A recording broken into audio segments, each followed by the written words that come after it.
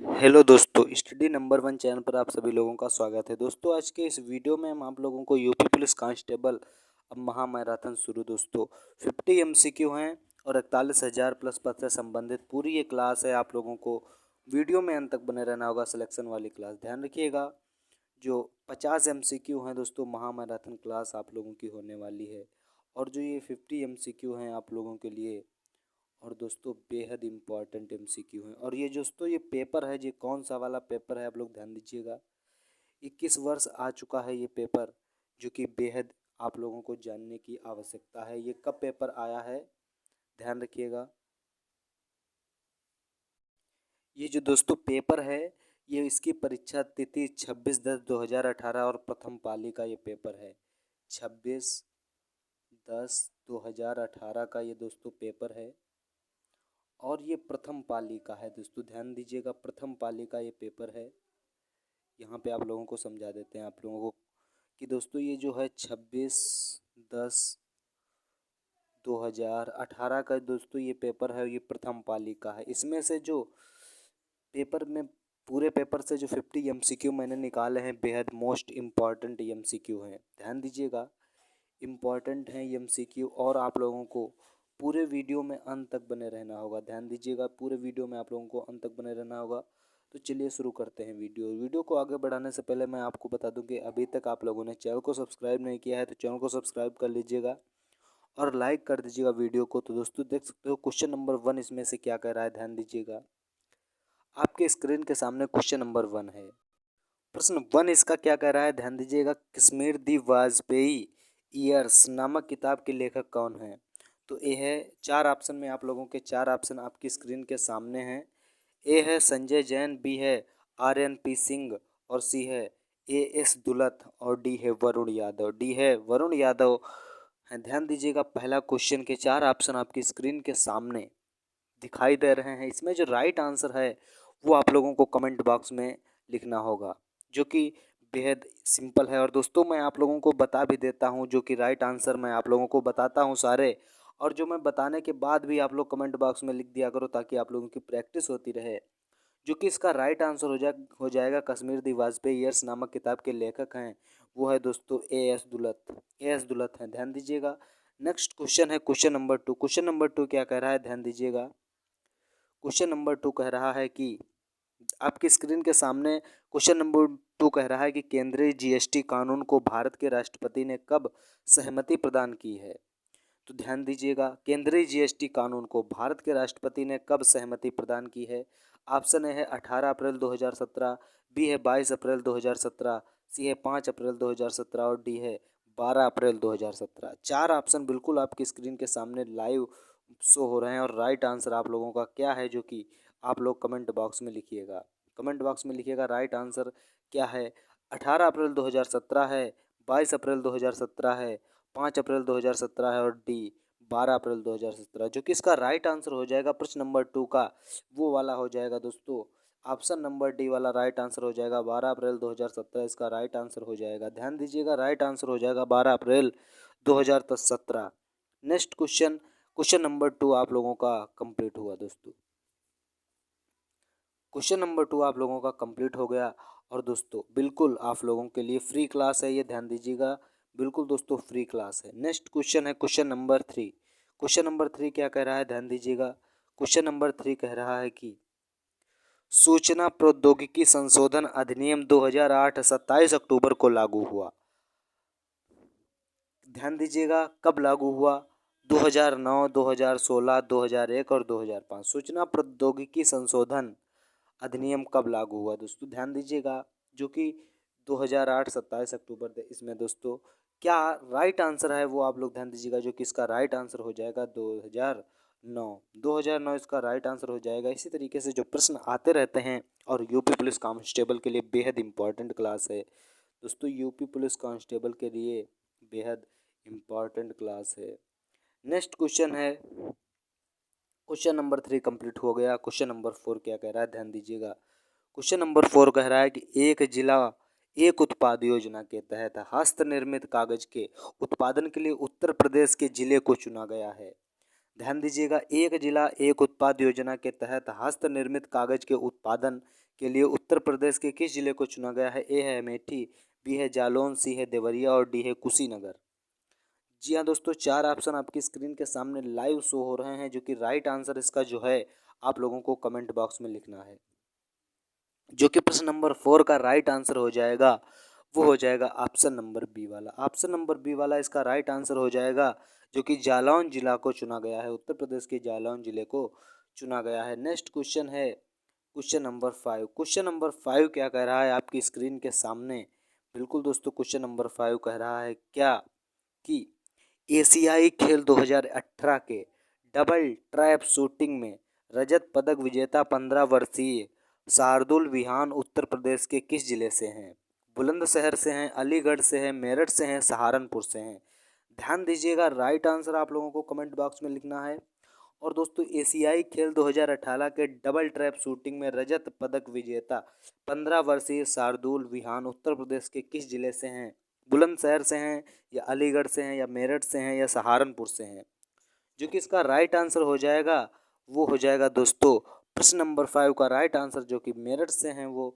ध्यान दीजिएगा, मेरठ इसका राइट आंसर हो जाएगा। आप लोगों को मेरठ जो है आप लोगों को कमेंट बॉक्स में लिख देना है।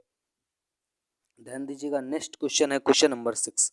क्वेश्चन नंबर 5 कंप्लीट हो गया और आप लोगों को क्वेश्चन नंबर 6 ध्यान देना है। क्या कह रहा है क्वेश्चन नंबर 6? कह रहा है कि आगरा और अवध के संयुक्त प्रांत, जिन्हें अब उत्तर प्रदेश के नाम से जाना जाता है। आगरा और अवध के संयुक्त प्रांत, जिन्हें अब उत्तर प्रदेश के नाम से जाना जाता है, ने वर्ष 1921 में अपनी राजधानी को लखनऊ में स्थानांतरित किया था। कौन सा है जो है? ऑप्शन है आगरा, बी है देहरादून, सी है इलाहाबाद और डी है कानपुर। डी है कानपुर। आगरा है, देहरादून है, इलाहाबाद है और कानपुर है। चार ऑप्शन में आपके स्क्रीन के सामने लाइव ऑप्शन शो हो रहे हैं। राइट आंसर क्या है आप लोगों को कमेंट बॉक्स में लिखना है, जो कि बेहद सरल और सिंपल है। दोस्तों, इसका जो प्रश्न नंबर 6 का राइट आंसर हो जाएगा, वो हो जाएगा ऑप्शन नंबर सी वाला। ऑप्शन नंबर सी वाला हो जाएगा इसका राइट आंसर, इलाहाबाद। आगरा और अवध के संयुक्त प्रांत, जिन्हें अब उत्तर प्रदेश के नाम से जाना जाता है, ने वर्ष 1921 में अपनी राजधानी को लखनऊ में स्थानांतरित किया, जो कि इलाहाबाद राइट आंसर हो जाएगा। नेक्स्ट क्वेश्चन है 7 क्वेश्चन नंबर क्या कह रहा है आप लोग ध्यान दीजिएगा। क्वेश्चन नंबर 7 कह रहा है कि क्या कह रहा है क्वेश्चन नंबर 7? क्वेश्चन नंबर 7 कह रहा है कि गौतम बुद्ध की माँ, किसकी माँ दोस्तों? गौतम बुद्ध की माँ देवदा राज्य के शासक परिवार से थी। आप लोगों को मैं ये प्रश्न पहले भी आप लोगों को सॉल्व करवा चुका हूँ ये प्रश्न आप लोगों को पहले भी, कि गौतम बुद्ध की माँ देवदा राज्य के शासक परिवार से थी, जो अब उत्तर प्रदेश के जिले में है। किस जिले में है आप लोग ध्यान दीजिएगा। बहुत ज़्यादा दोस्तों, 2-3 दिन पहले ही मैंने आप लोगों को ये प्रश्न करवाया था, जो कि पहले दोस्तों मैं जो पूरा सीरियल करवा रहा था प्रैक्टिस सेट, जो कि ये है आप लोगों का पेपर आया हुआ। दोस्त ध्यान दीजिएगा, ए है देवरिया, बी है गोरखपुर, सी है बस्ती और डी है गोंडा।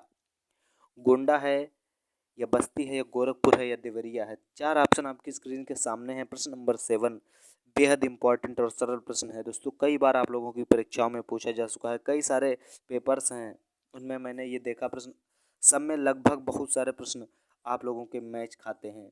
तो दोस्तों, मैच मिलते हैं उन्हीं को आप लोगों को ज़्यादा से ज़्यादा कवर करना है। गौतम बुद्ध की माँ देवदा राज्य के शासक परिवार से थी, जो अब उत्तर प्रदेश के किस जिले में है? देवरिया में है, गोरखपुर, बस्ती और गोंडा। जो कि राइट आंसर हो जाएगा, वो हो जाएगा सी वाला, बस्ती जिले से हैं, जिले में है दोस्तों। ध्यान दीजिएगा, बस्ती जिले में है। नेक्स्ट क्वेश्चन है क्वेश्चन नंबर 8। क्वेश्चन नंबर 7 आप लोगों का कंप्लीट हो गया। क्वेश्चन नंबर 8 क्या कह रहा है ध्यान दीजिएगा। क्वेश्चन नंबर 8 कह रहा है कि क्या कह रहा है? वाल्मीकि का आश्रम ब्रह्मवर्त में था, जो अब है कहाँ है दोस्तों? वाल्मीकि का आश्रम ब्रह्मवर्त में था, जो अब है कहाँ है? जो में है बिठूर है, ऑप्शन ए बिठूर, बी है झांसी, सी है ललितपुर और डी है उरई। डी है उरई है, या ललितपुर है, या झांसी है, या बिठूर है। तो जी हाँ, बिल्कुल ध्यान दीजिएगा, राइट आंसर आप लोगों को कमेंट सेक्शन में लिखना है, और जो कि बेहद इंपॉर्टेंट आप लोगों के लिए बहुत ही ज़रूरी है राइट आंसर लिखना। राइट आंसर लिखना आप लोगों के लिए बहुत ही ज़रूरी है, क्योंकि दोस्तों राइट आंसर एंड प्रैक्टिस, दोस्तों राइट आंसर लिखने से आप लोगों की प्रैक्टिस ज़बरदस्त होती है। वाल्मीकि का आश्रम ब्रह्मवर्त में था, जो अब है कहाँ है दोस्तों? ध्यान दीजिएगा, बिठूर है या झांसी है, ललितपुर में है या उरी में है? उरई। ध्यान दीजिएगा राइट आंसर प्रश्न नंबर 8 का जो राइट आंसर हो जाएगा वो हो जाएगा ऑप्शन नंबर ए वाला बिठूर, जो बिठूर में है। नेक्स्ट क्वेश्चन है, क्वेश्चन नंबर 8 आप लोगों को कंप्लीट हो गया। क्वेश्चन नंबर 9 है, क्या कह रहा है ध्यान दीजिएगा। प्रश्न नंबर 9, प्रश्न नंबर 9 क्या कह रहा है कि पहली जनवरी 1845 को उत्तर प्रदेश ने नामक पहला हिंदी समाचार पत्र निकाला जिसे गोविंद रघुनाथ सिंह ने संपादित किया था, जिसे गोविंद रघुनाथ ने संपादित किया था। पहली जनवरी 1845 को उत्तर प्रदेश ने नामक पहला हिंदी समाचार पत्र निकाला जिसे गोविंद रघुनाथ ने संपादित किया था। ऑप्शन ए है सरस्वती, बी है बनारस अखबार, सी है हंस और डी है जागरण, जो कि बेहद इम्पॉर्टेंट प्रश्न है दोस्तों आप लोगों के लिए, आप लोगों की जो यूपी पुलिस के लिए है दोस्तों। ध्यान दीजिएगा यूपीपी के लिए आप लोगों के लिए बेहद इम्पॉर्टेंट है, ध्यान दीजिएगा। और दोस्तों आप लोगों को लिए अगर कांस्टेबल बनना है दोस्तों, यूपी पुलिस में आप लोगों को भर्ती लेना है तो दोस्तों हमारे क्लास को आप लोग लगातार ज्वाइन कीजिएगा, क्योंकि दोस्तों हम आप लोगों के लिए बहुत ही ज़बरदस्त क्लास लाते हैं, सिलेक्शन वाली क्लास एकदम है दोस्तों। ध्यान दीजिएगा क्या है इसका राइट आंसर, सरस्वती है या बनारस अखबार निकाला है, हंस निकाला है, जागरण निकाला है, जो कि इसका राइट आंसर हो जाएगा। ध्यान दीजिएगा जो कि इसका राइट आंसर हो जाएगा प्रश्न नंबर 9 का बी वाला बनारस अखबार निकाला। पहली जनवरी 1845 को उत्तर प्रदेश ने नामक पहला हिंदी समाचार पत्र निकाला जिसे गोविंद रघुनाथ ने संपादित किया, जो कि बनारस अखबार है, बनारस अखबार है। ध्यान दीजिएगा राइट आंसर कमेंट बॉक्स में लिखना है आप लोगों को, बनारस अखबार। नेक्स्ट क्वेश्चन है क्वेश्चन नंबर 10। क्वेश्चन नंबर 10 क्या कह रहा है आप लोग ध्यान दीजिएगा। क्वेश्चन नंबर 10 बेहद इंपॉर्टेंट और सरल प्रश्न है, और दोस्तों आने के चांसेस भी हैं, क्योंकि दोस्तों इस तरीके से प्रश्न भी आप लोगों के लिए पूछे जाते हैं। जौनपुर के सरकी शासक सुल्तान हुसैन सरकी एक महान संगीतकार थे, एक महान संगीतकार थे। ध्यान दीजिएगा जौनपुर के सरकी शासक सुल्तान हुसैन सरकी एक महान संगीतकार थे और उन्होंने की तर्ज पर बड़ा ख्याल विकसित किया था, उन्होंने की तर्ज पर बड़ा ख्याल विकसित किया था। ध्यान दीजिएगा ऑप्शन ए है ठुमरी, बी है गज़ल, सी है कव्वाली और डी है दादरा। ये भी दोस्तों आप लोगों के लिए प्रश्न मैं पीछे करा चुका हूँ। ध्यान दीजिएगा राइट आंसर आप लोगों का क्या है कमेंट सेक्शन में लिखिएगा। जौनपुर के सरकी शासक सुल्तान हुसैन सरकी एक महान संगीतकार थे जिन्होंने की तर्ज पर बड़ा ख्याल विकसित किया था। ठुमरी है, गज़ल, कव्वाली और दादरा। ध्यान दीजिएगा राइट आंसर आप लोगों का प्रश्न नंबर 10 का जो राइट आंसर हो जाएगा वो हो जाएगा ऑप्शन नंबर ए वाला, ऑप्शन नंबर ए वाला इसका राइट आंसर हो जाएगा। ध्यान दीजिएगा ठुमरी दोस्तों, याद रखिएगा दोस्तों, इसको आप लोगों को कमेंट बॉक्स में लिखिएगा और नोट्स भी बनाते रहिएगा। ध्यान दीजिएगा दोस्तों नोट्स बनाते रहिएगा। नेक्स्ट क्वेश्चन है क्वेश्चन नंबर 11। क्वेश्चन नंबर 11 क्या कह रहा है ध्यान दीजिएगा। क्वेश्चन नंबर 11 क्या कह रहा है कि भेड़ कुंड जहां अर्जुन ने द्रौपदी से शादी करने के लिए मछली को निशाना बनाया था उत्तर प्रदेश के में है। भेड़ कुंड जहां अर्जुन ने द्रौपदी से शादी करने के लिए मछली को निशाना बनाया था उत्तर प्रदेश के किस जिले में है दोस्तों। महाभारत का दोस्तों ये प्रश्न आप लोगों से पूछा गया है। भेड़ कुंड जहां अर्जुन ने द्रौपदी से शादी करने के लिए मछली को निशाना बनाया था उत्तर प्रदेश के किस जिले में है। ऑप्शन ए है इटावा, बी है फिरोजाबाद, सी है फरुखाबाद और डी है बाराबंकी। चार ऑप्शन में जो एक राइट आंसर है वो आप लोगों को कमेंट बॉक्स में लिखना होगा। कहाँ पर दोस्तों कमेंट बॉक्स में लिखना होगा भेड़ कुंड जहां अर्जुन ने द्रौपदी से शादी करने के लिए एक मछली को निशाना बनाया था उत्तर प्रदेश के जिले में है। ए है इटावा, बी है फिरोजाबाद, सी है फरुखाबाद और डी है बाराबंकी। जो कि प्रश्न नंबर 11 का राइट आंसर हो जाएगा वो हो जाएगा ऑप्शन नंबर सी वाला, जो कि फरुखाबाद है। राइट आंसर फरुखाबाद है। भेड़ कुंड जहां अर्जुन ने द्रौपदी से शादी करने के लिए मछली को निशाना बनाया था उत्तर प्रदेश के फरुखाबाद जिले में है दोस्तों। बेहद इम्पॉर्टेंट और आने के चांसेस दोस्तों आप लोगों की परीक्षा में है, क्योंकि दोस्तों आप लोगों की परीक्षा बहुत ही जल्द होने के चांसेस भी हैं। तो आप लोगों की जो नेक्स्ट क्वेश्चन है क्वेश्चन नंबर 12। क्वेश्चन नंबर 12 क्या कह रहा है ध्यान दीजिएगा। क्वेश्चन नंबर 12 कह रहा है कि उस ब्रिटिश गवर्नर जनरल का नाम बताएं जिन्होंने भारत में रेलवे का शुभारंभ किया था।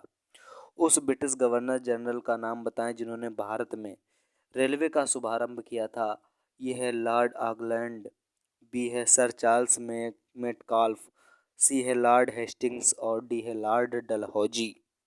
जो कि दोस्तों आप लोगों की परीक्षा में ये पहले भी पूछा जा चुका है और कई सारे पेपर्स में मैंने आप लोगों के लिए देखा है कि ये प्रश्न भी पूछा जा चुका है, क्योंकि दोस्तों मैंने इम्पॉर्टेंट प्रश्न ही निकाले हैं। क्योंकि दोस्तों 150 प्रश्न होते हैं, उसमें से आप लोगों के फिर ओनली 50 प्रश्न निकाले हैं और आप लोगों की इसी तरीके से मैराथन क्लास ही चलेगी अब पर डे दोस्तों। तो दोस्तों क्या करना होगा आप लोगों को पर डे क्लास ज्वाइन करने के लिए, सिर्फ चैनल को सब्सक्राइब कर लीजिए, क्योंकि दोस्तों आप लोगों को पर डे वीडियो आप लोगों को मिलती रहती है दोस्तों यूपी पुलिस कांस्टेबल के लिए। दोस्तों इसमें जो प्रश्न नंबर 12 है, इसका राइट आंसर क्या है, ध्यान दीजिएगा। प्रश्न नंबर 12 है, ए है लॉर्ड ऑकलैंड, बी है सर चार्ल्स मेटकाल्फ, सी है लॉर्ड हेस्टिंग्स और डी है लॉर्ड डलहौजी। कौन सा जो ब्रिटिश गवर्नर है जिन्होंने भारत में रेलवे का शुभारंभ किया था, कौन है आप लोग ध्यान दीजिएगा। प्रश्न नंबर 12 है, जो कि ऑप्शन नंबर इसका लॉर्ड डलहौजी ने, British governor general Lord Dalhousie ने भारत में रेलवे का शुभारंभ किया था। ध्यान दीजिएगा प्रश्न नंबर 12 आप लोगों का बेहद इंपॉर्टेंट प्रश्न और लॉर्ड डलहौजी आप लोग याद रखिएगा, बहुत ही इंपॉर्टेंट प्रश्न है। और दोस्तों बिल्कुल दोस्तों आप लोग कमेंट बॉक्स में लिखने की प्रैक्टिस कर सकते हो। नेक्स्ट क्वेश्चन है क्वेश्चन नंबर 13। क्वेश्चन नंबर 13 क्या कह रहा है कि सांख्यिकीय मंत्रालय की रिपोर्ट 2017 के अनुसार भारत में किस राज्य में सबसे कम प्रति व्यक्ति आय है, कम प्रति व्यक्ति आय है। ए है उत्तर प्रदेश, बी है पश्चिम बंगाल, सी है बिहार और डी है उड़ीसा। ध्यान दीजिएगा, सांख्यिकीय मंत्रालय की रिपोर्ट 2017 के अनुसार भारत में किस राज्य में सबसे कम प्रति व्यक्ति आय है। उत्तर प्रदेश है, पश्चिम बंगाल है, बिहार है, उड़ीसा है। चार ऑप्शन आपकी स्क्रीन के सामने है, राइट आंसर आप लोगों को कमेंट बॉक्स में लिखना होगा। ध्यान दीजिएगा, उत्तर प्रदेश, पश्चिम बंगाल, बिहार, उड़ीसा, चार ऑप्शन राइट हैं आप लोगों के। जो कि आप लोगों का राइट आंसर हो जाएगा वो आप लोगों को कमेंट बॉक्स में लिखना हो। जो कि इसका राइट आंसर हो जाएगा वो हो जाएगा बिहार, बिहार हो जाएगा दोस्तों। सांख्यिकीय मंत्रालय की रिपोर्ट 2017 के अनुसार भारत के बिहार राज्य में सबसे कम प्रति व्यक्ति आय है। ध्यान दीजिएगा, बिहार राइट आंसर बिहार हो जाएगा आप लोगों को। ध्यान दीजिएगा, बिहार इसका राइट आंसर हो जाएगा, बिहार दोस्तों। नेक्स्ट क्वेश्चन है क्वेश्चन नंबर 14। क्वेश्चन नंबर 14 क्या कह रहा है, ध्यान दीजिएगा। क्वेश्चन नंबर 14 कह रहा है कि प्रसिद्ध संगीतकार अरविंद पारेख किस संगीत वाद्य यंत्र के साथ जुड़े हुए हैं। ध्यान दीजिएगा, ये भी प्रश्न आप लोगों को पहले मैंने करा चुका हूँ याद दोस्तों। ये प्रश्न है जो आप लोगों को मैं पहले करा चुका है। प्रसिद्ध संगीतकार अरविंद पारेख किस संगीत वाद्य यंत्र के साथ जुड़े हुए हैं। ए है तबला, बी है सितार, सी है बांसुरी और डी है शहनाई। ध्यान दीजिएगा, ये प्रश्न आप लोगों की उसमें दोस्तों हमारे जो प्लेलिस्ट है उसमें भी आप लोगों को मिल जाएगा। और दोस्तों मैंने आप लोगों के लिए ये बहुत कई बार पोस्ट में भी मैंने डाला है दोस्तों, यूट्यूब की पोस्ट में भी आप लोगों को ये प्रश्न मिल जाएगा। ध्यान दीजिएगा, मैंने पोस्ट में भी आप लोगों को डाला है। तो इसका राइट आंसर क्या है आप लोग ध्यान दीजिएगा। प्रसिद्ध संगीतकार अरविंद पारेख किस संगीत वाद्य यंत्र के साथ जुड़े हुए हैं। ए है तबला, बी है सितार, सी है बांसुरी और डी है शहनाई। जो कि प्रश्न नंबर 14 का राइट आंसर हो जाएगा वो हो जाएगा बी वाला सितार। प्रसिद्ध संगीतकार अरविंद पारेख सितार से जुड़े हुए हैं। नेक्स्ट क्वेश्चन है क्वेश्चन नंबर 15। क्वेश्चन नंबर 15 क्या कह रहा है, ध्यान दीजिएगा। क्वेश्चन नंबर 15 कह रहा है कि 15 जून दो सॉरी क्वेश्चन नंबर 15 है कि जून 2018 में समाप्त होने वाले फसल वर्ष के दौरान अनाज उत्पादन की अनुमानित मात्रा क्या है। जून 2018 में समाप्त होने वाले फसल वर्ष के दौरान अनाज उत्पादन की अनुमानित मात्रा क्या है। ध्यान दीजिएगा, राइट आंसर क्या है आप लोगों को ऑप्शन चार स्क्रीन के सामने है। ए क्या कह रहा है कि 254.83 मिलियन टन, बी है 264.33 मिलियन टन, सी है 274.83 मिलियन टन और डी है 284.33 मिलियन टन। क्या है इसका राइट आंसर, ध्यान दीजिएगा। जून 2018 में समाप्त होने वाले फसल वर्ष के दौरान अनाज उत्पादन की अनुमानित मात्रा क्या है। 254.83 million ton, 264.33 million ton, 274.83 million ton या 284.33 मिलियन टन। राइट आंसर इसका क्या है कमेंट बॉक्स में दीजिएगा। जो कि 15 है, बेहद इंपॉर्टेंट प्रश्न, बेहद इंपॉर्टेंट। डी इसका जो राइट आंसर हो जाएगा वो हो जाएगा ऑप्शन नंबर डी वाला 284.33 मिलियन टन। क्या हो जाएगा दोस्तों, 284 284.33 मिलियन टन। मिलियन, ध्यान दीजिएगा, आप लोग भी कमेंट बॉक्स में लिखिएगा 284.33 मिलियन टन। ध्यान दीजिएगा 284.33 मिलियन टन इसका राइट आंसर हो जाएगा। जून 2018 में समाप्त होने वाले फसल वर्ष के दौरान अनाज उत्पादन की अनुमानित मात्रा थी 284.33 मिलियन टन। राइट आंसर हो जाएगा ऑप्शन नंबर डी वाला। नेक्स्ट क्वेश्चन है क्वेश्चन नंबर 16। क्वेश्चन नंबर 16 क्या कह रहा है, ध्यान दीजिएगा। क्वेश्चन नंबर 16 क्या कह रहा है, क्वेश्चन नंबर 16 आपकी स्क्रीन के सामने दोस्तों। S and P BSE index या सेंसिटिव इंडेक्स जिस पर आधारित है उस बास्केट में स्टॉक है। ए है 20, बी है 30, सी है 40 और डी है 50। डी है 50। ध्यान दीजिएगा, राइट आंसर आप लोग कमेंट बॉक्स में बताइएगा। आप लोगों के लिए बहुत ही अच्छा रहेगा अगर आप लोग राइट आंसर कमेंट बॉक्स में बताते हो तो। अगर आप लोग कमेंट बॉक्स में बताते हो तो आप लोगों के लिए बहुत ही अच्छा रहेगा, क्योंकि दोस्तों S and P BSE index या सेंसिटिव इंडेक्स जिस पर आधारित है उस बास्केट में स्टॉक है। ध्यान दीजिएगा, उस बास्केट में स्टॉक है। ऑप्शन ए है 20, बी है 30 और सी है 40 और डी है 50। ध्यान दीजिएगा, राइट आंसर क्या है इसका प्रश्न नंबर 16 का। राइट आंसर हो जाएगा बी वाला 30। बी वाला हो जाएगा इसका 30। ध्यान दीजिएगा, प्रश्न नंबर 16 का राइट आंसर हो जाएगा 30। क्या है 30, ध्यान दीजिएगा, आप लोगों को 30 राइट आंसर हो जाएगा। और दोस्तों नेक्स्ट क्वेश्चन है 17। Question number 17। क्वेश्चन नंबर 17 क्या कह रहा है, ध्यान दीजिएगा। क्वेश्चन नंबर 17 कह रहा है कि भारतीय संविधान का अनुच्छेद 20 से संबंधित है। भारतीय संविधान का अनुच्छेद 20 से संबंधित है। क्या है, पदवियों का उन्मूलन, बी है दो सिद्धिक संदर्भ में संरक्षण, सी है नागरिकता के अधिकारों की निरंतरता और डी है सहकारी समितियों को प्रोत्साहन देना। सहकारी समितियों को प्रोत्साहन देना। ध्यान रखिएगा, राइट आंसर क्या है आप लोग कमेंट बॉक्स में बताइएगा, जो कि दोस्तों बेहद इम्पॉर्टेंट और सरल प्रश्न है। सरल प्रश्न है, ध्यान दीजिएगा। भारतीय संविधान का अनुच्छेद 20 से संबंधित क्या है, पदवियों का उन्मूलन, दो सिद्धिक संदर्भ में संरक्षण, नागरिकता के अधिकारों की निरंतरता, सहकारी समितियों को प्रोत्साहन देना। सहकारी समितियों को प्रोत्साहन देना क्या है प्रश्न नंबर 17 का राइट आंसर।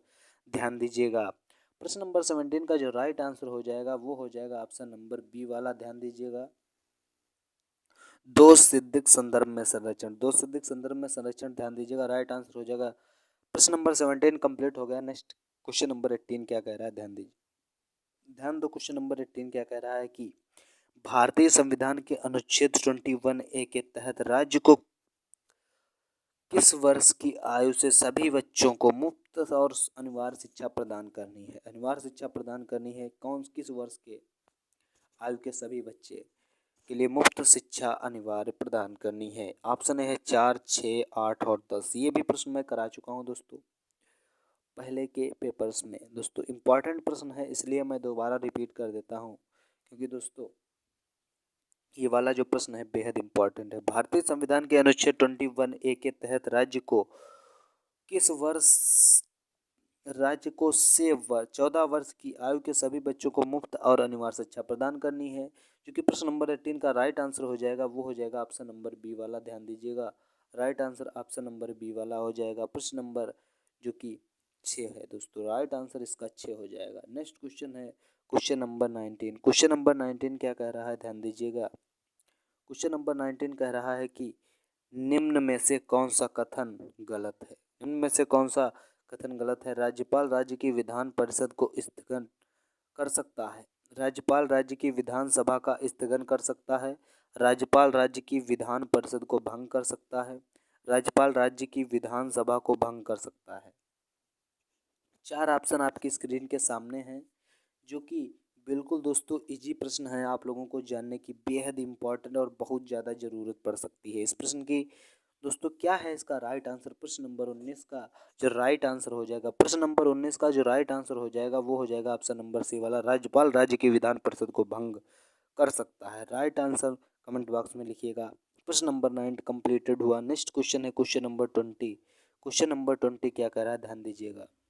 क्वेश्चन नंबर 20 कह रहा है कि भारतीय संविधान का अनुच्छेद 22 निम्न में से किससे संबंधित है। ध्यान दीजिएगा, भारतीय संविधान का अनुच्छेद 22 निम्न में से किससे संबंधित है। ए है धर्म प्रजाति, जाति, लिंग या जन्म स्थान के आधार पर भेदभाव का निषेध। बी है सार्वजनिक रोजगार के मामलों में अवसर की समानता। सी है कुछ मामलों में गिरफ्तारी और हिरासत के खिलाफ संरक्षण। और डी है संपत्ति का अधिकार। ध्यान दीजिएगा, राइट आंसर आप लोगों को कमेंट बॉक्स में बताना है। आप लोगों को कुछ समय दिया जा रहा है, ध्यान दीजिएगा, कुछ समय आप लोगों को दिया जा रहा है, 10 सेकेंड के लिए आप लोग कमेंट बॉक्स में लिखिएगा राइट आंसर, जो कि दोस्तों प्रश्न नंबर 20 बेहद इम्पोर्टेंट प्रश्न है। 1 2 3 4 5 6 7 8 9 और 10। दोस्तों प्रश्न नंबर 20 का जो राइट आंसर हो जाएगा वो हो जाएगा ऑप्शन नंबर सी वाला, कुछ मामलों में गिरफ्तारी और हिरासत के खिलाफ संरक्षण। ध्यान दीजिएगा, राइट आंसर यही हो जाएगा। भारतीय संविधान अनुच्छेद 22 निम्न में से किससे संबंधित है? कुछ मामलों में गिरफ्तारी और हिरासत के खिलाफ संरक्षण। नेक्स्ट क्वेश्चन है क्वेश्चन नंबर 21। क्वेश्चन नंबर 21 क्या कह रहा है? ध्यान दीजिएगा, क्वेश्चन नंबर 21 कह रहा है कि 1975 में आपातकाल के समय 1975 में आपातकाल के समय भारत के राष्ट्रपति कौन थे? 1975 में आपातकाल के समय भारत के राष्ट्रपति कौन थे? ध्यान दीजिएगा, आर वेंकट रमन, बी है के आर नारायण, सी है मोहम्मद हियादतुल्ला और डी है फरुद्दीन अली अहमद। ध्यान दीजिएगा, कौन सा राइट आंसर है आप लोगों को कमेंट बॉक्स में लिखना है। ध्यान दीजिएगा, बेहद इंपॉर्टेंट और सरल प्रश्न आप लोगों के लिए लेकर आ गए हैं हम, बिल्कुल ध्यान दीजिएगा। राइट आंसर हो जाएगा दोस्तों, ध्यान दीजिएगा, प्रश्न नंबर 21 का जो राइट आंसर हो जाएगा वो है आप लोगों का प्रश्न नंबर 21 का राइट आंसर हो जाएगा डी वाला, फरुद्दीन अली अहमद। ध्यान दीजिएगा, फरुद्दीन अली अहमद इसका राइट आंसर हो जाएगा।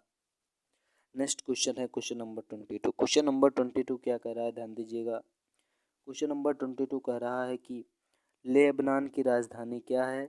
ए है बेरूत, बी है त्रिपोली, सी है सीदोन और डी है टायर। ध्यान दीजिएगा, टायर, सीदोन, त्रिपोली और बेरूत। लेबनान की राजधानी क्या है दोस्तों? लेबनान की राजधानी क्या है? ध्यान दीजिएगा, लेबनान की राजधानी क्या है? आप लोगों के स्क्रीन के सामने 4 ऑप्शन है, आप लोग ध्यान दीजिएगा, राइट आंसर क्या है आप लोग ध्यान दीजिएगा। प्रश्न नंबर 22 का जो राइट आंसर हो जाएगा वो हो जाएगा ऑप्शन नंबर ए वाला, बेरूत। ध्यान दीजिएगा, बेरूत इसका राइट आंसर हो जाएगा। प्रश्न नंबर 22 का राइट आंसर हो जाएगा बेरूत, बेरूत इसका राइट आंसर हो जाएगा। ध्यान दीजिएगा, बेरूत लेबनान की राजधानी है, बेरूत। नेक्स्ट क्वेश्चन है क्वेश्चन नंबर 23। क्वेश्चन नंबर 23 क्या कह रहा है? ध्यान दीजिएगा, प्रश्न नंबर 23 है कि काजाकिस्तान की मुद्रा निम्न में से कौन सी है? कजाकिस्तान की मुद्रा निम्न में से कौन सी है? ध्यान दीजिएगा, फ्रैंक, लोटी, तेंगे, सेकेल। फ्रैंक है, लोटी है, तेंगे है और सेकेल है। ध्यान दीजिएगा, इसका राइट आंसर प्रश्न नंबर 23 का बेहद इंपॉर्टेंट प्रश्न है दोस्तों, कई बार आप लोगों की परीक्षाओं में पूछा जा चुका है दोस्तों, बेहद इंपॉर्टेंट प्रश्न है। प्रश्न नंबर 23 का जो राइट आंसर हो जाएगा वो हो जाएगा ऑप्शन नंबर सी वाला, जो कि तेंगे इसका राइट आंसर हो जाएगा। ध्यान दीजिएगा, नेक्स्ट क्वेश्चन है क्वेश्चन नंबर 24। क्वेश्चन नंबर 24 क्या कह रहा है? ध्यान दीजिएगा, क्वेश्चन नंबर 24 क्या कह रहा है कि दक्षिण अमेरिका में निम्न में से कौन सा देश सबसे अधिक आबादी वाला देश है? दक्षिण अमेरिका में निम्न में से कौन सा देश सबसे अधिक आबादी वाला देश है? ध्यान दीजिएगा, ऑप्शन ए है बोलीविया, बी है ब्राज़ील, सी है पेरू और डी है चिली। डी है चिली। ध्यान दीजिएगा, राइट आंसर इसका क्या है कमेंट बॉक्स में बताइएगा, बेहद इंपॉर्टेंट प्रश्न और सरल प्रश्न भी है। दक्षिण अमेरिका में निम्न में से कौन सा देश सबसे अधिक आबादी वाला देश है? दक्षिण अमेरिका में निम्न में से कौन सा देश सबसे अधिक आबादी वाला देश है?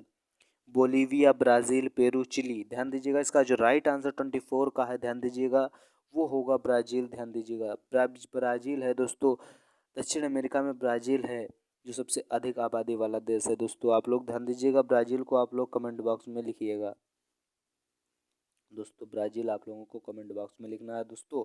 अभी तक आपने भी चैनल को सब्सक्राइब नहीं किया तो दोस्तों चैनल को जरूर सब्सक्राइब कर लीजिएगा और लाइक कर दीजिएगा वीडियो को, एक like, only 1 like, only 1 like. ध्यान दीजिएगा, 1 लाइक ओनली। नेक्स्ट क्वेश्चन है क्वेश्चन नंबर 25।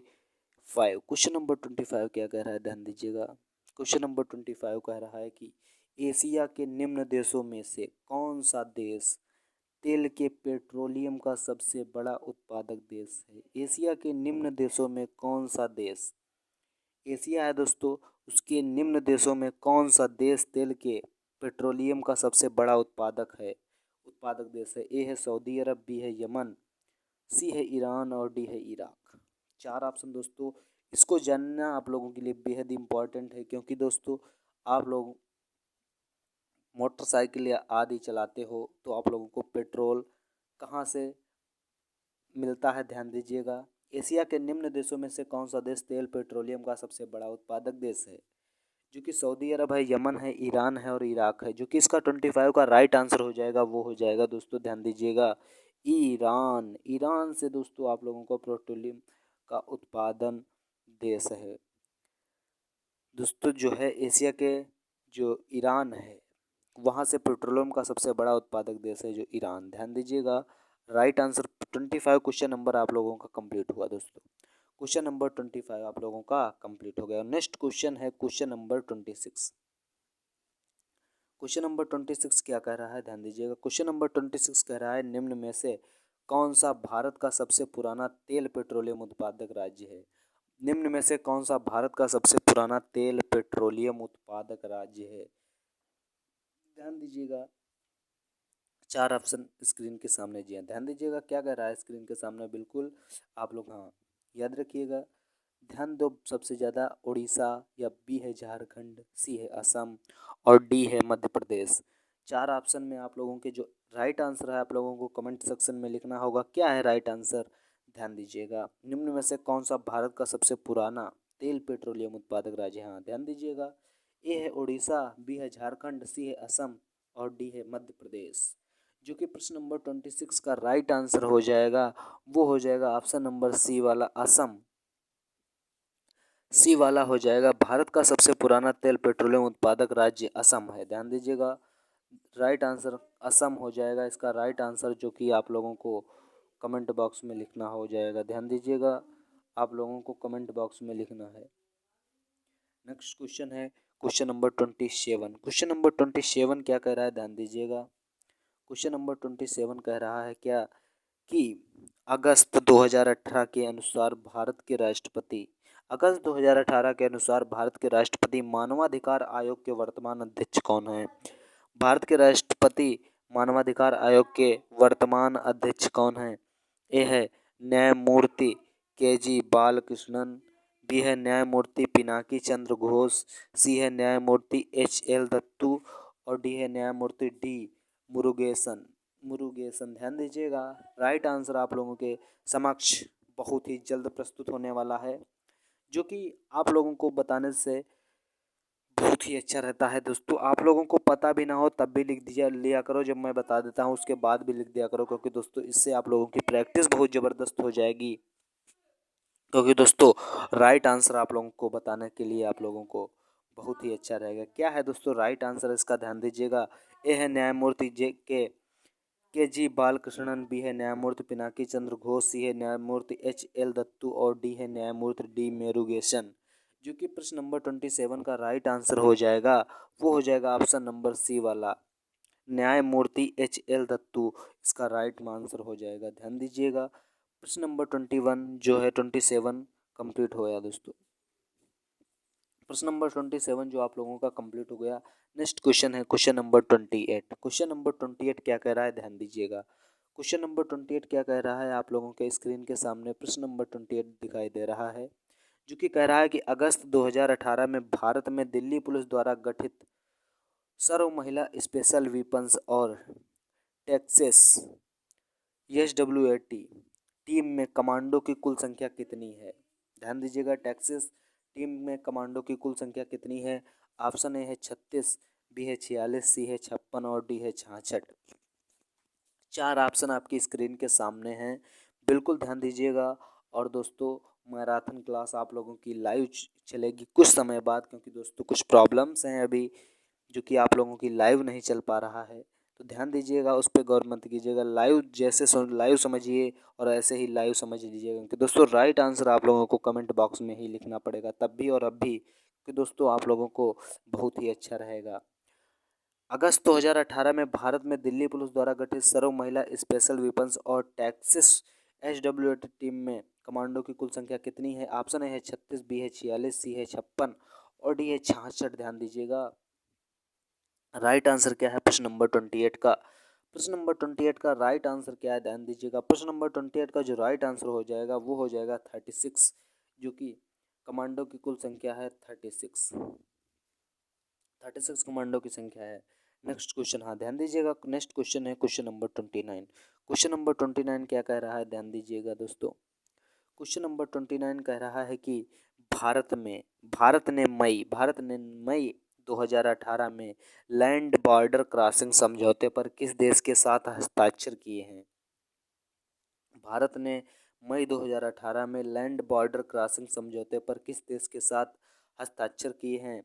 ए है भूटान, बी है बांग्लादेश, सी है म्यांमार और डी है नेपाल। डी है नेपाल। ध्यान दीजिएगा, राइट आंसर क्या है आप लोग कमेंट बॉक्स में बताइएगा जल्दी से। प्रश्न नंबर 28 आपकी स्क्रीन के सामने है, राइट आंसर क्या है आप लोगों को कमेंट बॉक्स में बताना होगा, कमेंट बॉक्स में बताना है। जो कि भारत ने मई 2018 में लैंड बॉर्डर क्रॉसिंग समझौते पर किस देश के साथ हस्ताक्षर किए हैं? ऑप्शन ए है भूटान, बी है बांग्लादेश, सी है म्यांमार और डी है नेपाल। डी है नेपाल। ध्यान दीजिएगा, राइट आंसर क्या है प्रश्न नंबर 29 का जो राइट आंसर हो जाएगा वो हो जाएगा ऑप्शन नंबर बी वाला बांग्लादेश। बांग्लादेश इसका राइट आंसर हो जाएगा प्रश्न नंबर 29 और प्रश्न नंबर 30। 29 कंप्लीट हो गया, प्रश्न नंबर 30 क्या कह रहा है? ध्यान दीजिएगा, प्रश्न नंबर 30 क्या कह रहा है? ध्यान दीजिएगा, वर्ष 2016 के लिए भारत के राष्ट्रपति द्वारा अगस्त 2018 में उत्कृष्ट संसदीय पुरस्कार से जिसको नवाजा गया था? ध्यान दीजिएगा, वर्ष 2016 के लिए भारत के राष्ट्रपति द्वारा अगस्त 2018 में उत्कृष्ट संसदीय पुरस्कार से किसको नवाजा गया था? ध्यान दीजिएगा, ऑप्शन है आपकी, हाँ चार ऑप्शन आपकी स्क्रीन के सामने हैं। ए है क्या? ऑप्शन ए कह रहा है क्या? गुलाम नबी आज़ाद, गुलाम नबी आज़ाद। बी है दिनेश त्रिवेदी, और सी है डॉक्टर नज़मा हेपतुल्लाह। ध्यान दीजिएगा, डॉक्टर नज़मा हेपतुल्लाह। और डी है हुकुमदेव नारायण यादव। ध्यान दीजिएगा, राइट आंसर क्या है आप लोगों को कमेंट बॉक्स में लिखना है। प्रश्न नंबर 30 के जो प्रश्न नंबर 30 का जो राइट आंसर हो जाएगा वो हो जाएगा ऑप्शन नंबर बी वाला। ऑप्शन नंबर बी वाला इसका राइट आंसर हो जाएगा, दिनेश त्रिवेदी। ध्यान दीजिएगा, दिनेश त्रिवेदी इसका राइट आंसर हो जाएगा। बिल्कुल दोस्तों, ध्यान दीजिएगा, दिनेश त्रिवेदी इसका राइट आंसर हो जाएगा। नेक्स्ट क्वेश्चन है क्वेश्चन नंबर 31। क्वेश्चन नंबर 31 है, क्या कह रहा है? ध्यान दीजिएगा, आपकी स्क्रीन के सामने 31 क्वेश्चन बहुत ही सिंपल है। जो क्वेश्चन आप लोगों के स्क्रीन के सामने है क्या है कि अगस्त 2018 के अनुसार, भारतीय प्रतिभूति और विनिमय बोर्ड या CBI का वर्तमान अध्यक्ष कौन है? ध्यान दीजिएगा, अगस्त 2018 के अनुसार भारतीय प्रतिभूति और विनियम विनिमय ध्यान दीजिएगा, विनिमय बोर्ड SBI का वर्तमान अध्यक्ष कौन है? ए है अजय त्यागी, बी है जी महालिंगम, सी है SK मोहंती और डी है यूके सिन्हा। ध्यान दीजिएगा, अजय त्यागी हैं या बी है जी महालिंगम, सी है SK मोहंती और डी है यूके सिन्हा कौन यार? एकदम राइट आंसर आप लोगों को कमेंट बॉक्स में बताइएगा। ध्यान दीजिएगा, इधर ध्यान दीजिएगा, वो आप लोगों आपकी स्क्रीन पर ध्यान दीजिएगा, क्या है इसका राइट आंसर? प्रश्न नंबर 31 का जो राइट आंसर हो जाएगा वो हो जाएगा ऑप्शन नंबर ए वाला, अजय त्यागी इसका राइट आंसर हो जाएगा। क्योंकि दोस्तों अगस्त 2018 के अनुसार भारतीय प्रतिभूति और विनिमय बोर्ड SBI का वर्तमान अध्यक्ष जो हैं अजय त्यागी हैं। नेक्स्ट क्वेश्चन है क्वेश्चन नंबर 32। क्वेश्चन नंबर 32 क्या कह रहा है? जो कि अजय त्यागी, प्रश्न नंबर 31 का जो राइट आंसर हो जाएगा वो हो जाएगा अजय त्यागी। आप लोगों को कमेंट बॉक्स में भी लिखना है अजय त्यागी, आप लोग ध्यान दीजिएगा। नेक्स्ट क्वेश्चन है क्वेश्चन नंबर 32। क्वेश्चन नंबर 32 क्या कह रहा है आपकी स्क्रीन के सामने है। क्वेश्चन नंबर 32 कह रहा है कि दांतों की वर्धित छवि को देखने के लिए दंत चिकित्सकों द्वारा उपयोग किया जाता है इनलार्जेड, जो की वर्धित है इनलार्जेड। क्या है इनलार्जेड? दांतों की वर्धित इनलार्जेड छवि को देखने के लिए दंत चिकित्सकों द्वारा उपयोग किया जाता है? अवतल दर्पण है, ए है अवतल दर्पण। ध्यान दीजिएगा 4 ऑप्शन में ए है अवतल दर्पण, बी है उत्तल दर्पण, बी है उत्तल दर्पण, सी है बाइफोकल दर्पण, बाइफोकल दर्पण और सी है सादा दर्पण। ध्यान दीजिएगा अवतल दर्पण है या उत्तल दर्पण है या बाइफोकल दर्पण है या सादा दर्पण है। 4 ऑप्शन। प्रश्न नंबर 32 का राइट आंसर क्या है आप लोगों को कमेंट बॉक्स में लिखना होगा। ध्यान दीजिएगा प्रश्न नंबर 32 का राइट आंसर क्या है, ध्यान दीजिएगा। प्रश्न नंबर 32 दोस्तों बेहद इंपॉर्टेंट प्रश्न है। और दोस्तों प्रश्न नंबर 32 का जो राइट आंसर हो जाएगा वो हो जाएगा ऑप्शन नंबर ए वाला। दांतों की वर्धित छवि को देखने के लिए दंत चिकित्सकों द्वारा उपयोग किया जाता है वो है अवतल दर्पण। क्या है? अवतल दर्पण है। ध्यान दीजिएगा दोस्तों कमेंट बॉक्स में आप लोगों को अवतल दर्पण लिखना है, अवतल दर्पण लिखना है आप लोगों को कमेंट बॉक्स में। ध्यान दीजिएगा अवतल दर्पण है। नेक्स्ट क्वेश्चन है क्वेश्चन नंबर 33। क्वेश्चन नंबर 33 क्या कह रहा है, ध्यान दीजिएगा। क्वेश्चन नंबर 33 है संयुक्त राष्ट्र द्वारा पीने, धोने, खाना पकाने और उचित स्वच्छता को बनाए रखने के लिए अनुशंसित न्यूनतम पानी की मात्रा प्रति व्यक्ति प्रतिदिन लीटर है। क्या है दोस्तों प्रश्न, आप लोग फिर से रिपीट कर लीजिएगा। संयुक्त राष्ट्र द्वारा पीने, धोने, खाना पकाने और उचित स्वच्छता को बनाए रखने के लिए अनुशंसित न्यूनतम पानी की मात्रा प्रति व्यक्ति प्रतिदिन कितनी लीटर है?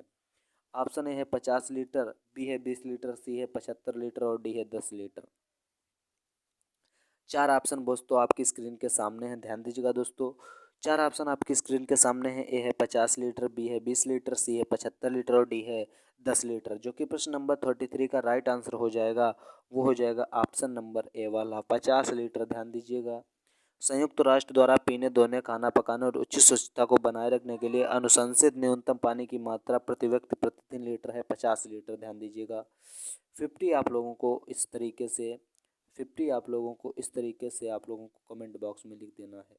ध्यान दीजिएगा 50 आप लोगों को कमेंट बॉक्स में लिख दीजिएगा। नेक्स्ट क्वेश्चन है प्रश्न नंबर 33 जो कि आप लोगों का कंप्लीट हो गया। नेक्स्ट क्वेश्चन है 34 क्वेश्चन क्या कह रहा है आपकी स्क्रीन के सामने है। क्वेश्चन नंबर 34 कह रहा है कि मृत जीवों और जानवरों को खाद मिट्टी में परिवर्तित करने वाले सूक्ष्म जीवों को किस नाम से जाना जाता है? मृत जीवों और जानवरों को खाद मिट्टी में परिवर्तित करने वाले सूक्ष्म जीवों को किस नाम से जाना जाता है? जो कि ए है जीवाणु, बी है फंगस, सी है प्रोटोजोआ और डी है अपघटन करने वाले। ध्यान दीजिएगा मृत जीवों और जानवरों को खाद मिट्टी में परिवर्तित करने वाले सूक्ष्म जीवों को किस नाम से जाना जाता है? ऑप्शन 4 स्क्रीन के सामने है। ए है जीवाणु, बी है फंगस, सी है प्रोटोजोआ और डी है अपघटन करने वाले। क्या है हो जाएगा इसका राइट आंसर? एक बार दोस्तों प्रश्न फिर से रिपीट कर लेते हैं। मृत जीवों और जानवरों को खाद मिट्टी में परिवर्तित करने वाले सूक्ष्म जीवों को किस नाम से जाना जाता है? जो कि इसका राइट आंसर हो जाएगा प्रश्न नंबर 34 का राइट आंसर हो जाएगा ऑप्शन नंबर हो जाएगा डी वाला अपघटन करने वाले। ध्यान दीजिएगा क्या हो जाएगा? अपघटन, अपघटन करने वाले, अपघटन करने वाले। ध्यान दीजिएगा ये दोस्तों आप लोगों का प्रश्न नंबर 34 कंप्लीट हो गया। और क्वेश्चन नंबर 35 क्या कह रहा है, ध्यान दीजिएगा। क्वेश्चन नंबर 35 क्या कह रहा है कि भूजल रिसाव के द्वारा रिचार्ज हो जाता है। भूजल रिसाव के द्वारा रिचार्ज हो जाता है। कुछ स्थानों पर भूजल भौमजल स्तर के नीचे कठोर चट्टान की परतों के बीच होता है। इस जल को कहते हैं, इस जल को कहते हैं क्या? भूजल रिसाव के द्वारा रिचार्ज हो जाता है। कुछ स्थानों पर भूजल भौमजल स्तर के नीचे कठोर चट्टान की परतों के बीच होता है। इस जल को कहते हैं क्या?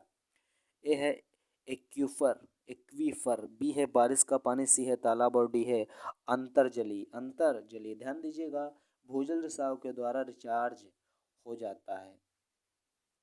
कुछ स्थानों पर भूजल भौमजल स्तर के नीचे कठोर चट्टान की परतों के बीच होता है। इस जल को क्या कहता है? एक्वीकर, एक्वीफर, बारिश का पानी, सी है तालाब और डी है अंतर्जली। जो कि इसका राइट आंसर हो जाएगा प्रश्न नंबर 35 का राइट आंसर हो जाएगा ऑप्शन नंबर ए वाला एक्वीफर इसका राइट आंसर हो जाएगा। जो कि एक्वीफर, ध्यान दीजिएगा,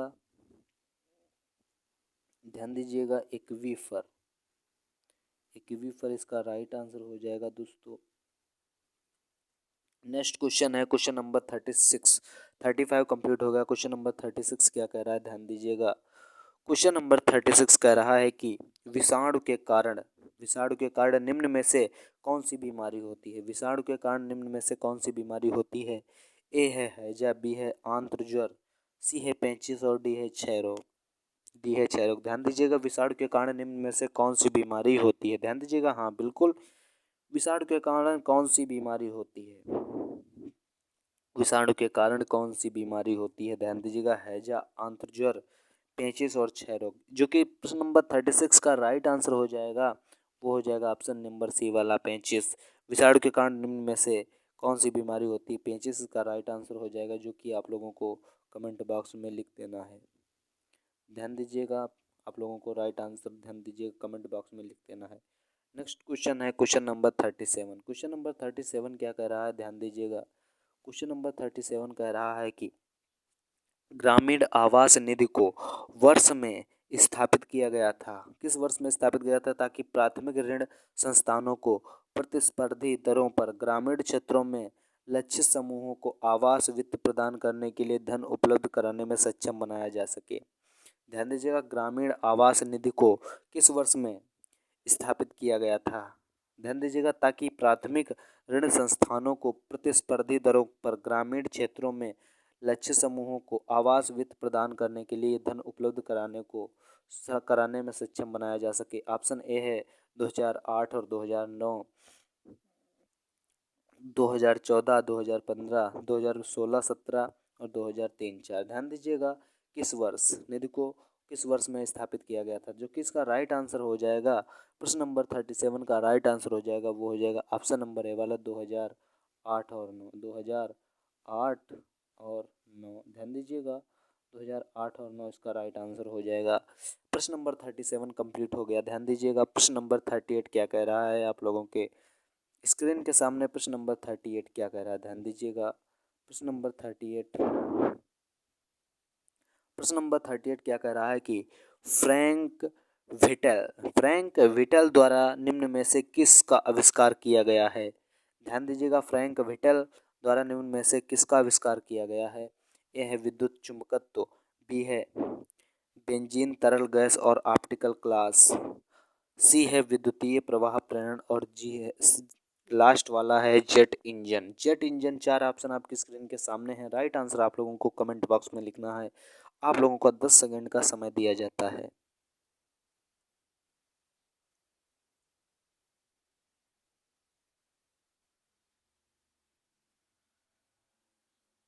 आप लोगों को समय दोस्तों प्रश्न 10 सेकंड कंप्लीट हो चुके हैं। ध्यान दीजिएगा, आप लोगों के 10 सेकंड आप लोगों के कंप्लीट हो चुके हैं।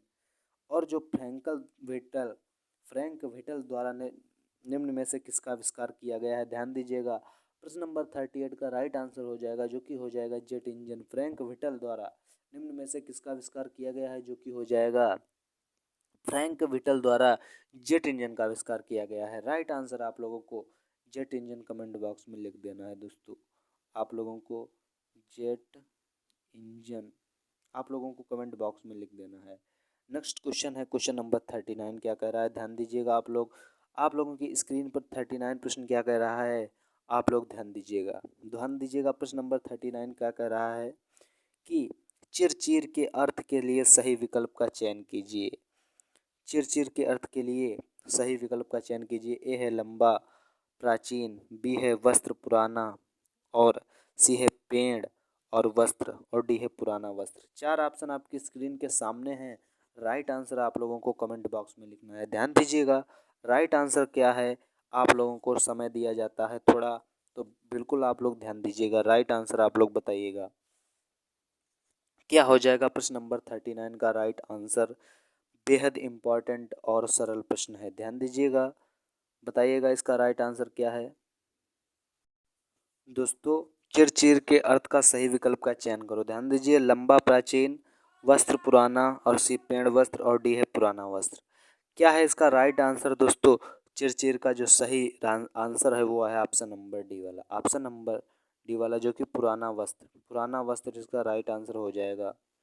पुराना पुराना और पुराना वस्त्र इसका राइट आंसर हो जाएगा। ध्यान दीजिएगा, बिल्कुल दोस्तों, बिल्कुल राइट आप लोग बता रहे हो, बहुत ही अच्छी बात है।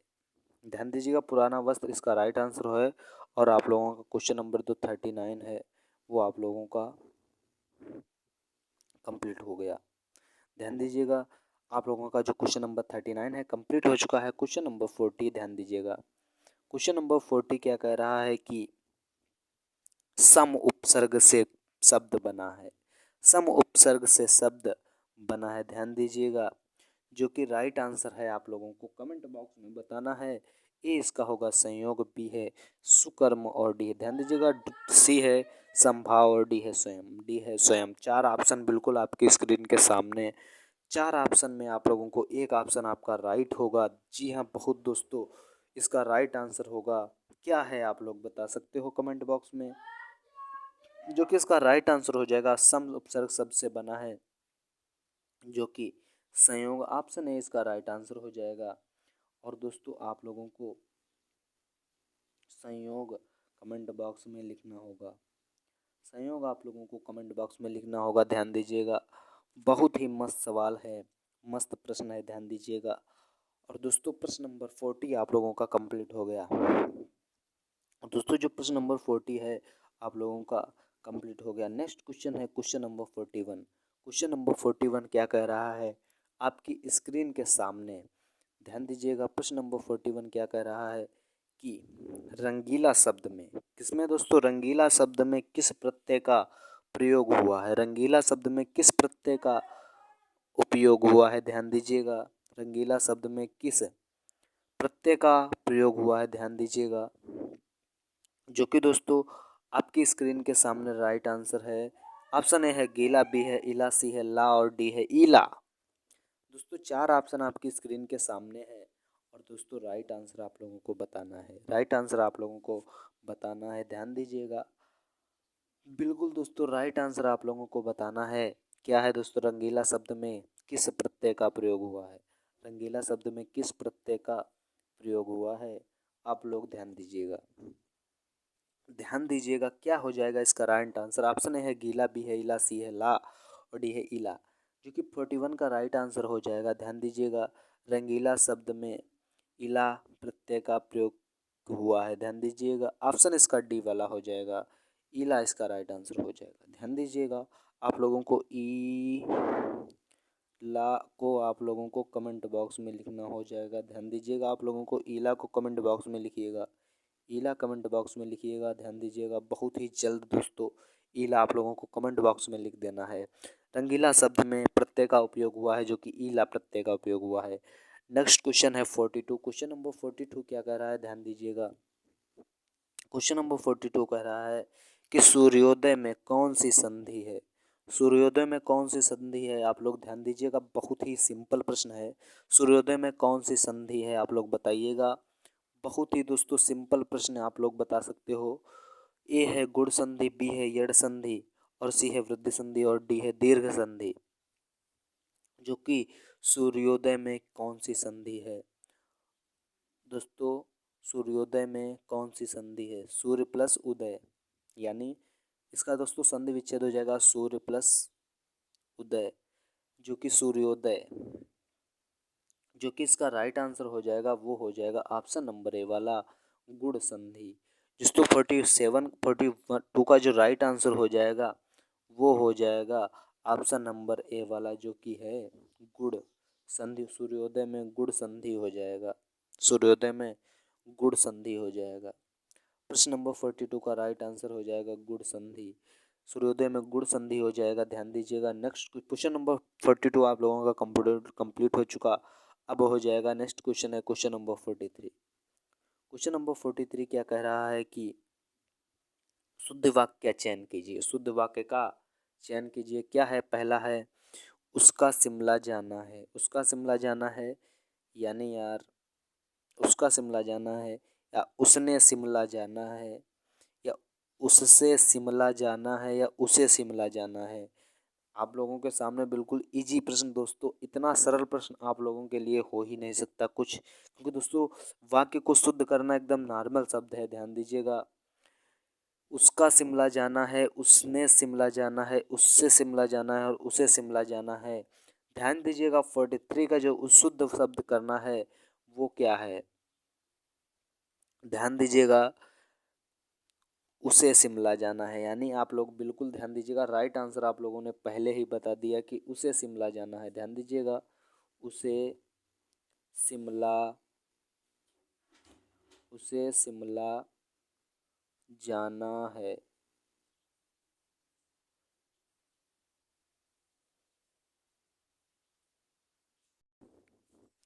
उसे शिमला जाना है। ध्यान दीजिएगा, थोड़ा प्रॉब्लम हो गया था। उसे शिमला जाना है, जो कि डी वाला इसका राइट आंसर है। नेक्स्ट क्वेश्चन है क्वेश्चन नंबर 44। क्वेश्चन नंबर 44 क्या कह रहा है, आप लोग ध्यान दीजिएगा।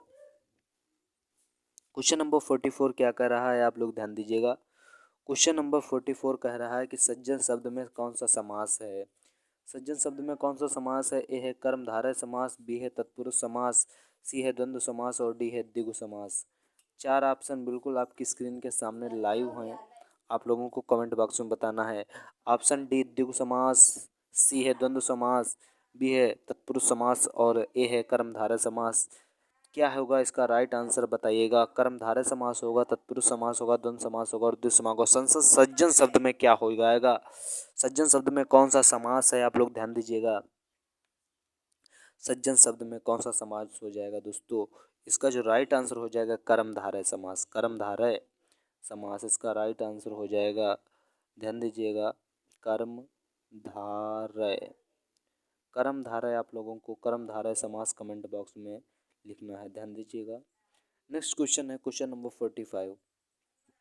क्वेश्चन नंबर 45 क्या कह रहा है कि वाच्य के कितने भेद होते हैं। वाच्य के कितने भेद होते हैं। ऑप्शन ए है 2, बी है 5, सी है 7 और डी है 3। ध्यान दीजिएगा, बिल्कुल दोस्तों सिंपल एंड इजी प्रश्न है। वाच्य के कितने भेद होते हैं। ऑप्शन ए है 2, बी है 5, सी है 7 और डी है 3। क्या हो जाएगा इसका राइट आंसर, आप लोग कमेंट बॉक्स में बताइएगा। ध्यान दीजिएगा, प्रश्न नंबर 45 को राइट आंसर आप लोगों को वाच्य के कितने भेद होते हैं। ध्यान दीजिएगा, वाच्य के कितने भेद होते हैं, आप लोग ध्यान दीजिएगा। वाच्य के दोस्तों 3 भेद होते हैं, जो कि डी वाला आप लोगों का राइट आंसर हो जाएगा। 3 होते हैं। और दोस्तों ये भी जानना बहुत ज़रूरी है कौन कौन से होते हैं वाच्य के, कौन कितने भेद। तो दोस्तों ए है कर्तवाच्य, जो कि आप लोगों लिख सकते हो इस तरीके से। ध्यान दीजिएगा, इस तरीके से लिख सकते हो कर्तवाच्य। ध्यान दीजिएगा। और दोस्तों जो दूसरा हो जाएगा आप लोगों का, दूसरा हो जाएगा कि कर्मवाच्य। ध्यान दीजिएगा, कर्मवाच्य। नेक्स्ट क्वेश्चन है 3 वाला। 3 वाला है, 3 जो है इसका भाववाच्य, जो कि दोस्तों बेहद आप लोगों के लिए इम्पोर्टेंट था जानना कि वाच्य के कितने भेद होते हैं। आप लोग ध्यान दीजिएगा, कृतवाच्य आप लोगों को कर्तवाच्य हो गया, कर्मवाच्य हो गया और भाववाच्य हो गया। प्रश्न नंबर आप लोगों का 45 भी कंप्लीट हो चुका है, जो कि 3 इसका राइट आंसर हो जाएगा। 3 इसका राइट आंसर हो जाएगा, डी वाला। अब क्वेश्चन नंबर 46 क्या कह रहा है, ध्यान दीजिएगा। क्वेश्चन नंबर 46 कह रहा है कि वह दिन भर पढ़ता रहता है। बहुत अच्छी बात है, वह दिन भर पढ़ता रहता है। रेखांकित पद में अव्यय का भेद बताइए। वह दिन भर पढ़ता रहता है। ए है परिणामवाची, बी है निपात, सी है समुच्चय बोधक और डी है कालवाचक। 4 ऑप्शन आपकी स्क्रीन के सामने, बिल्कुल ध्यान दीजिएगा। 46 का राइट आंसर है, आप लोग कमेंट बॉक्स में आप लोगों को बताना हो जाएगा। आप लोगों को बताना बहुत ही आवश्यक है, क्योंकि दोस्तों मैं आप लोगों को बता भी देता हूँ, उसके बाद भी आप लोग कमेंट बॉक्स में भी जवाब लिख दिया करो, क्योंकि दोस्तों बहुत ही इजी है प्रश्न। क्योंकि दोस्तों ज़्यादा हाई लेवल का पूछता नहीं है यूपी पुलिस कांस्टेबल में, लेकिन दोस्तों तब भी आप लोग ध्यान दीजिएगा। वह दिन भर पढ़ता रहता है, रेखांकित पद में अवयव का भेद बताइए। ए है परिणामवाची, बी है निपात, सी है समुच्चय बोधक और डी है कालवाचक। ध्यान दीजिएगा, इसका राइट आंसर हो जाएगा, जो हो जाएगा प्रश्न नंबर 46 का। ध्यान दीजिएगा, डी वाला। ध्यान दीजिएगा, डी वाला इसका राइट आंसर हो जाएगा कालवाचक। कालवाचक को आप लोग कमेंट बॉक्स में लिख दीजिएगा। कालवाचक इसका राइट आंसर हो जाएगा, ध्यान दीजिएगा। नेक्स्ट क्वेश्चन, इसका तो 46 क्वेश्चन नंबर कंप्लीट हो चुका। नेक्स्ट क्वेश्चन है 47। 47 क्या कह रहा है कि कोष्टक में दिए गए विराम चिन्ह का नाम बताओ। क्वेश्चन कोष्टक में दिए गए, इसको दोस्तों क्या कहते हैं, कोष्टक में ये दिया गया है, इसको दोस्तों क्या कहते हैं, प्रश्नवाचक कहते हैं, या अल्प विराम कहते हैं, या पूर्ण विराम कहते हैं, विस्मय बोधक। ध्यान दीजिएगा, बेहद इंपॉर्टेंट प्रश्न। और दोस्तों ये तो दोस्तों इजी है, सिंपल प्रश्न। आप लोगों को कई बार स्कूल्स में, कॉलेज में बताया गया होगा कि ये प्रश्न आप लोगों को जब कोई दोस्तों प्रश्न आप लोगों को अगर कोई जो प्रश्न पूछता है इस तरीके से, प्रश्नवाचक चिन्ह आप लोग जानते होंगे, पूर्ण विराम जानते हो, अल्प विराम जानते हो, विस्मय बोधक क्या है, जो इसका राइट आंसर हो जाएगा। जिसको पता है वो आप लोग लिख देते हैं कमेंट बॉक्स में, और जिसको नहीं पता है वो मैं आप लोगों को बता रहा हूँ, जो कि इसका राइट आंसर हो जाएगा वो हो जाएगा आप लोगों का विस्मय बोधक। ध्यान दीजिएगा, विस्मय बोधक, ये दोस्तों इसे विस्मय बोधक कहते हैं, आज जान लीजिएगा। क्योंकि दोस्तों इतना सरल प्रश्न आप लोगों को बहुत ही अच्छे नंबर देकर जा सकता है, जो कि बहुत ही इजी है। आप लोग ध्यान दीजिएगा, विस्मय बोधक है, ध्यान दीजिएगा, इसको कहते हैं विस्मय बोधक। विस्मय बोधक इसको कहते हैं दोस्तों, इसको कहते हैं विस्मय बोधक। दोस्तों 47 जो क्वेश्चन नंबर है आप लोगों का कंप्लीट हो गया। नेक्स्ट क्वेश्चन है क्वेश्चन नंबर 48। क्वेश्चन नंबर 48 क्या कह रहा है, ध्यान दीजिएगा। क्वेश्चन नंबर 48 कह रहा है कि बाल की खाल निकालना मुहावरे का अर्थ है। बाल की खाल निकालना क्या है दोस्तों? ऑप्शन ए है बढ़ा चढ़ाकर बात कहना, बी है गुणदोष की परख करना, सी है बहुत मीन में निकालना, डी है मुश्किल काम करना। ध्यान दीजिएगा, बाल में खाल निकालना। ध्यान दीजिएगा, प्रश्न नंबर 48 का जो राइट आंसर है क्या है, ध्यान दीजिएगा। बढ़ा चढ़ाकर बात कहना, या बी है गुणदोष को परख करना, सी है बहुत मीन में निकालना, और डी है मुश्किल काम करना। क्योंकि प्रश्न नंबर 48 का राइट आंसर हो जाएगा, ध्यान दीजिएगा, प्रश्न नंबर 48 बाल की खाल निकालना मुहावरे का अर्थ है कि बहुत मीन मेख निकालना। यानी प्रश्न नंबर 48 का जो राइट आंसर हो जाएगा वो हो जाएगा ऑप्शन नंबर सी वाला, बहुत मीन मेख निकालना विकल्प सही हो जाएगा। प्रश्न नंबर 48 का जो विकल्प सी है इस राइट आंसर हो जाएगा, ध्यान दीजिएगा। नेक्स्ट क्वेश्चन है 49। नेक्स्ट क्वेश्चन है 49 क्या कह रहा है, ध्यान दीजिएगा। 49 कह रहा है कि 4 दिन की चांदनी फिर अंधेरी रात लोकोक्ति का अर्थ है। 4 दिन की चांदनी फिर अंधेरी रात दोस्तों आप लोगों ने बहुत जगह पढ़ा होगा। क्या हो जाएगा इसका राइट आंसर? जी हाँ, ध्यान दीजिएगा, ऑप्शन ए है थोड़ा दिन का सुख, बी है चांद ना दिखाई देना, सी है 4 दिन चांद दिखना, और डी है सुख ही सुख होना। सुख ही सुख होना, ध्यान दीजिएगा, राइट आंसर आप लोगों को कमेंट बॉक्स में बताना है। क्या हो जाएगा इसका राइट आंसर? 4 दिन की चांदनी फिर अंधेरी रात, थोड़े दिन का सुख, चांद ना दिखाई देना, 4 दिन चांद दिखना, सुख ही सुख होना। प्रश्न नंबर 49 का जो राइट आंसर हो जाएगा, 4 दिन की चांदनी फिर अंधेरी रात लोकोक्ति का अर्थ है थोड़े दिन का सुख। ध्यान दीजिएगा, ऑप्शन ए इसका राइट आंसर हो जाएगा, थोड़े दिन का सुख। ध्यान दीजिएगा, थोड़े दिन का सुख इसका राइट आंसर हो जाएगा। नेक्स्ट क्वेश्चन है 50, और दोस्तों आप लोगों के लिए लास्ट क्वेश्चन है, ध्यान दीजिएगा। प्रश्न नंबर 49 एंड 50 लास्ट क्वेश्चन है, आप लोग ध्यान दीजिएगा। साहित्य में रस का क्या अर्थ है? साहित्य में रस का क्या अर्थ है? ए है साहित्य का मिठास, बी है किसी रस का आनंद, सी है किसी फल का स्वाद, और डी है साहित्य से मिलने वाली आनंदानुभूति। ध्यान दीजिएगा, प्रश्न नंबर 50 का राइट आंसर क्या है? साहित्य में रस का क्या अर्थ है? साहित्य की मिठास, बी है किसी रस का आनंद, सी है किसी फल का स्वाद, और डी है साहित्य से मिलने वाली आनंदानुभूति। प्रश्न नंबर 50 का जो राइट आंसर हो जाएगा वो हो जाएगा, ध्यान दीजिएगा, साहित्य में रस का क्या अर्थ है, जो कि ऑप्शन नंबर डी वाला राइट हो जाएगा, साहित्य में मिलने वाली आनंदानुभूति। क्योंकि प्रश्न नंबर 50 आप लोगों का कंप्लीट हो चुका है। और दोस्तों बहुत ही आप लोगों के लिए अच्छा रहेगा कि आप लोग पूरी क्लास अटेंड कीजिए, और आप लोगों के लिए लाइव क्लास बहुत ही जल्द लाने वाले हैं। और दोस्तों अगर आप लोगों को कहीं भी आप लोगों को अगर हमसे संपर्क करना है तो दोस्तों मैं आप लोगों को व्हाट्सअप नंबर दे रहा हूँ। व्हाट्सअप नंबर क्या है आप लोग ध्यान दीजिएगा, 81 15 85 3105। ध्यान दीजिएगा, इस पे आप लोग पीडीएफ के लिए आप लोग हमसे संपर्क कर सकते हो। पीडीएफ के लिए आप लोग संपर्क कर सकते हो, ध्यान दीजिएगा। बिल्कुल बेहद इम्पॉर्टेंट प्रश्न आप लोगों का कंप्लीट हो जाएगा दोस्तों। पीडीएफ के लिए आप लोग इसी नंबर से, आप लोग, मैं फिर से नंबर आप लोगों को रिपीट करे दे रहा हूँ कि 81 15 85 3105। राइट आंसर इसका आप लोगों को, इस पे आप लोग पीडीएफ के लिए संपर्क कर सकते हो, ध्यान दीजिएगा दोस्तों। तो दोस्तों वीडियो को देखने के लिए पूरा बहुत बहुत धन्यवाद। मिलते हैं नेक्स्ट वीडियो में, तब तक के लिए दोस्तों जय हिंद। ऐसे ही वीडियो लगातार देखते रहो।